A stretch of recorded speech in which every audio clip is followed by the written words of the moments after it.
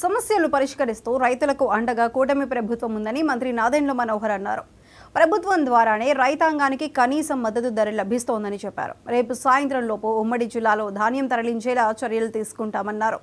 రైతులకు నమ్మకం కలిగించేలా ధాన్యం కొనుగోలులో ఇబ్బందులు లేకుండా ముందుకు వెళ్లమని అధికారులకు స్పష్టమైన ఆదేశాలు ఇచ్చామని వెల్లడించారు.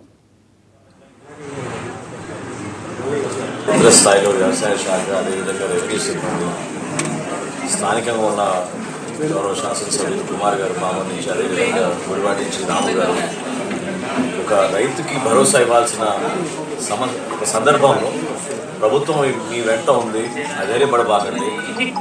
గౌరవ ముఖ్యమంత్రి గారు చంద్రబాబు నాయుడు గారు అదేవిధంగా ఉప ముఖ్యమంత్రి గారు పవన్ కళ్యాణ్ గారి సూచనలతో రాష్ట్ర వ్యాప్తంగా ఈరోజు ధాన్యం కొనుగోలు విషయంలో గతంలో ఎప్పుడు లేని విధంగా 24 గంటల్లోనే రైతు దగ్గర నుంచి ధాన్యం కొనుగోలు చేసిన సందర్భంలో ఇమీడియట్గా వాళ్ళ ఖాతాల్లోకి నిధులు జమ అయ్యే విధంగా చేస్తూ ఉన్నాం.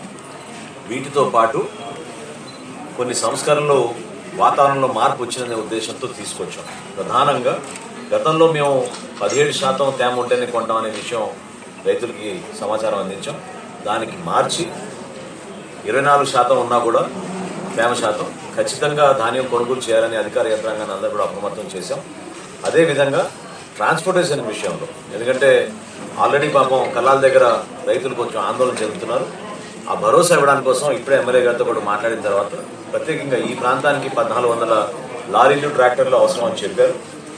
స్థానికంగా ఉన్న అధికార యంత్రాంగంతో మాట్లాడి ఖచ్చితంగా సాయంత్రానికల్లా కనీసం 30 మెట్రిక్ టన్నులు మనం గుడివాడ ప్రాంతంలో ధాన్యం కొనుగోలు చేసే విధంగా